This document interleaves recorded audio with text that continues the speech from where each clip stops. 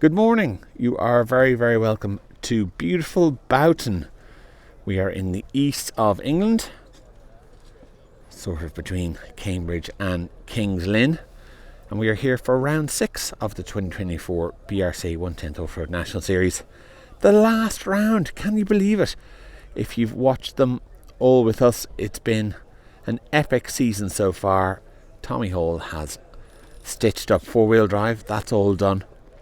Today is the decider for 2-wheel drive, and in there is Tommy Hall, Neil Cragg and Ben Smith. Very, very close in the points. I know Ben has a big score to drop. He didn't have a great run one of the rounds, and he has, I think it's 127 to drop, while the others only have 128 to drop. So that gives him a little 1 point boost if he can TQ and win. But at the moment it's Hall and Cragg up at the top of the leaderboard who are looking like the favourites, one of those. But look, let's see how it goes. It's a long weekend, or a long day should I say. This is the last time we'll see the circus. That's the BRCA for the year. Let's go down and take a look at the track. So they're going to come down the straight and into this hairpin to start off with. Big braking, loads of opportunity not to be neat, so that's tricky. Then we have this used to be a single, I think. I can't quite remember, but this is now sort of they put a tabletop in the middle, so I think it might be jump to the top of the tabletop if you can, or maybe a little bit further. That's tricky. I'm not sure how that's going to work out. They may only just jump to the top and then down. We'll have to see.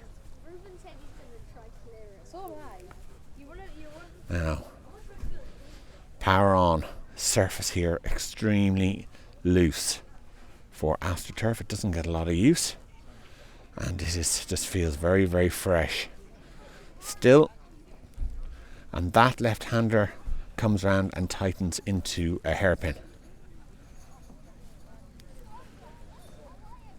Then we have a chicane, an open one, up here around to the right, and then switches back, turning left, and then it is power on. We have a lot of transitions in Astro here. This could be lumpy enough.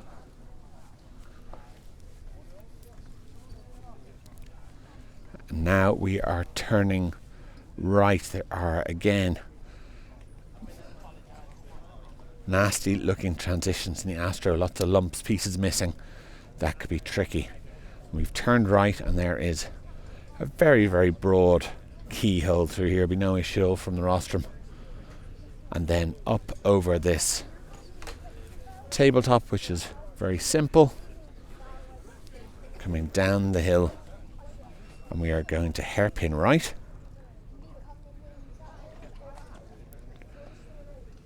And now push through.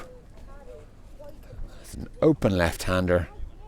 And then we have what I think is a roller. It might be a little jump, but I think this is basically a roller at a funny angle on the X of that corner. I don't think there's going to be an issue with that. And then it is power on. Again, we've got this funny transition in the Astro with a big lip on it. You have to keep that neat and tidy in there. And then we have a chicane.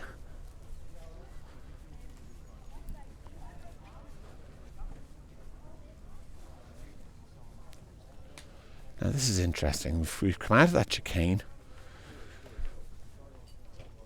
run up, heading for the bank corner. We have a lip where there's a transition in the Astro. Then we have an initial gradient, which is here. Then we have a flat spot up here, and then it banks in. So you're gonna have to come up, plenty of power, jump the first section, get her stopped, then turn right, and then use the banking as best you can. You're up on the banking for quite a while. Not really, it's sort of a bank corner. Well, it's a bank corner, but you're not using it in the traditional sense. There's no big swoop around that. You just sort of, I think you just go up onto it mid-high and then just come straight back down again and just be neat and tidy into that hairpin. Now the X's hairpin is downhill, so you get a little boost, punch it, and then it is hairpin left, and then more power before we go on right-hander onto the straight.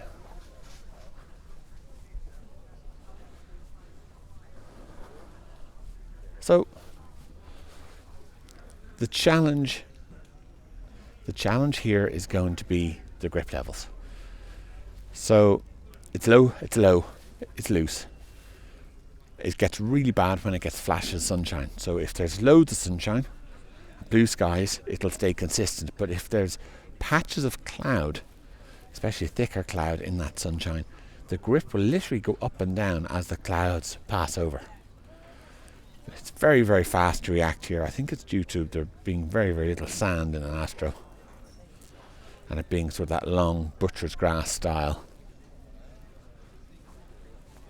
So you have to adapt on the fly. That's going to be tricky.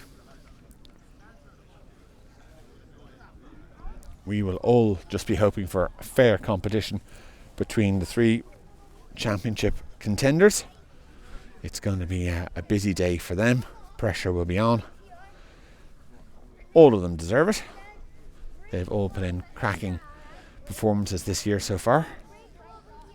I think especially Ben Smith, because Ben doesn't run at the front of A finals all the time. Let me correct that. Last year, Ben didn't run at the front of A finals all the time, and now he's a regular.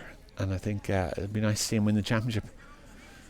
Tommy, of course, deserves it, and of course Neil deserves it, especially with his dad passing. I think it'd be a lovely tribute to him, so it's very hard to call it. There you have it. It's early.